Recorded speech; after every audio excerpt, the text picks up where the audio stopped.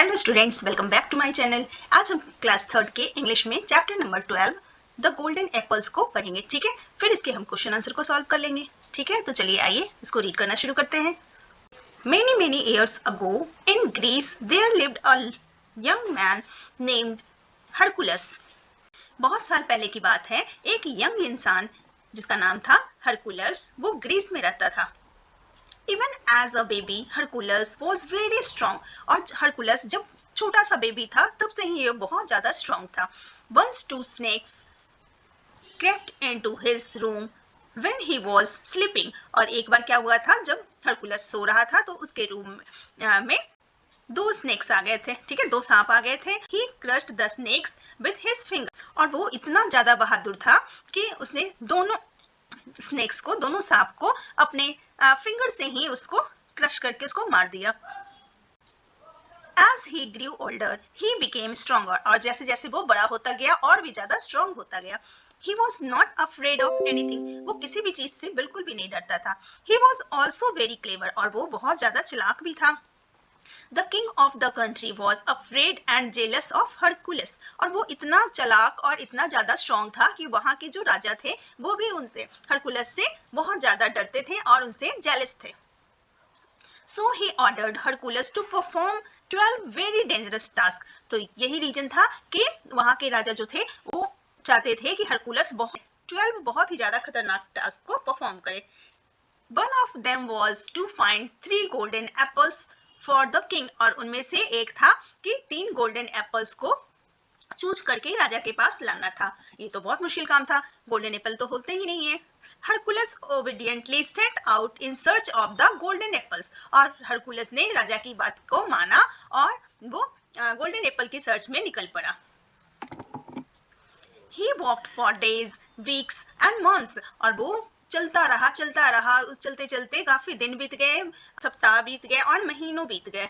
He walked through green fields and deserts, through jungles and over mountains. उसके रास्ते में हरी हरी मैदान भी आए, रेगिस्तान भी आए और जंगल भी आए और माउंटेन के ऊपर, पहाड़ों के ऊपर से भी उसको गुजरना पड़ा। He asked everyone if they could tell him where to find the golden apples. और वो सबसे, रास्ते में जो भी मिलता था वो सबसे पूछता चलता था कि हमें गोल्डन एप्पल कहाँ पे मिलेगा। But alas no one knew. लेकिन अफसोस कोई इस बात को नहीं जानता था। One morning he saw a mountain in front of him. एक सुबह उसने अपने सामने एक माउंटेन को देखा, एक पहाड़ को देखा। It looked like a man. और वो माउंटेन जो था इंसानों की तरह दिख रहा था। When he went closer, he saw that it was a giant. और जैसे ही वो उसके पास गया उसने तो देखा एक बड़ा सा जाइंट है, बहुत बड़ा इंसान है, राक्षस की तरह। The giant was carrying the sky on his head. उसने क्या देखा, जो बड़ा सा जाइंट था उसने स्काई को अपने हेड पे उठाया हुआ था। Who are you? asked Hercules. तो हरकुलस ने पूछा, तुम कौन हो? I am Atlas. तो जाइंट ने जवाब दिया कि मैं एटलस हूँ।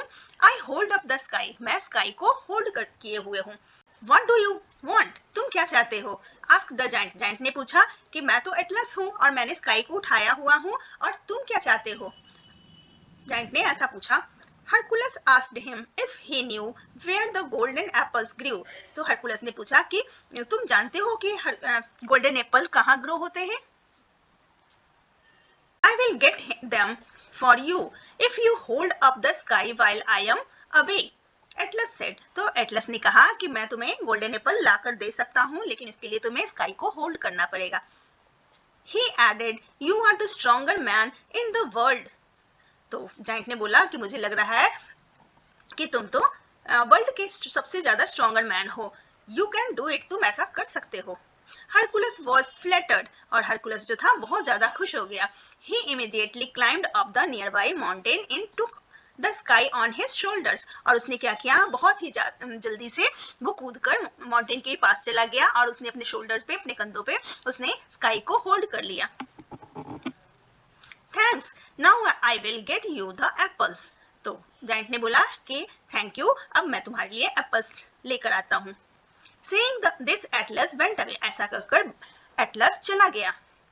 After a long while, he returned with 3 shining, beautiful golden apples. और काफी देर बाद वो अपने साथ 3 चमकता हुआ सुंदर सा गोल्डन एप्पल लेकर आया। Thank you said Hercules. Hercules ने बोला thank you. Now take the sky please, it was very heavy. तो उसने क्या बोला कि थैंक यू, आप मेरे लिए गोल्डन एप्पल लेकर आए और आप ये अब स्काई को होल्ड करो क्योंकि ये बहुत ज्यादा हैवी है। Atlas laughed. एटलस ने हंसा। No he said. उसने कहा कि नहीं नहीं, मैं तो ऐसा नहीं करूंगा। You can hold up the sky, तुम स्काई को होल्ड किए हुए रखो। I shall take the apples to the king and he will give me the reward. Good bye. ने बोला कि तुम माउंटेन को पकड़ कर रखो और इस एप्पल को मैं राजा को देकर आऊंगा और वो मुझे इसके लिए रिवॉर्ड देंगे। ऐसा करके वो गुड बाय करके वो जाने लगा। As Atlas began to walk away, the clever Hercules thought of a plan. और जैसे ही एटलस वहां से जाने लगा, क्लेवर हरकुलस के माइंड में एक प्लान आया। He called out the Atlas, wait. और उसने एटलस को बोला रुको। My shoulders are hurting. मेरे जो shoulders है, मेरे कंधे बहुत दर्द कर रहे हैं। Please take the sky for a moment while I put my lion's skin on my shoulders. तो अपने शोल्डर्स को रेस्ट देने के लिए उसने बोला कि थोड़ी देर के लिए आप स्काई को पकड़ो और मैं अपने शोल्डर्स पे लॉयन की स्किन को रख लेता हूँ जिससे मुझे कुछ राहत मिलेगी। Atlas agreed and took the sky on his shoulders. और ऐसा करने के लिए एटलस मान गया और उसने स्काई को अपने शोल्डर्स पे रख लिया। But Hercules did not stop even for a moment. लेकिन हरकुलस थोड़ी भी देर के लिए वहां पे नहीं रुका। He took the apples and ran away. और उसने एप्पल को पकड़ा और वहां से दौड़ गया। It is said that even today Atlas is holding the sky up on his shoulders. और ऐसा आज भी कहा जाता है कि एटलस स्काई को अपने शोल्डर्स पे उठा रखा है। ओके, तो ये थी आपकी स्टोरी और इसके क्वेश्चन आंसर को हम नेक्स्ट वीडियो में कवर करेंगे। मिलते हैं फिर नेक्स्ट वीडियो में। Thanks for watching.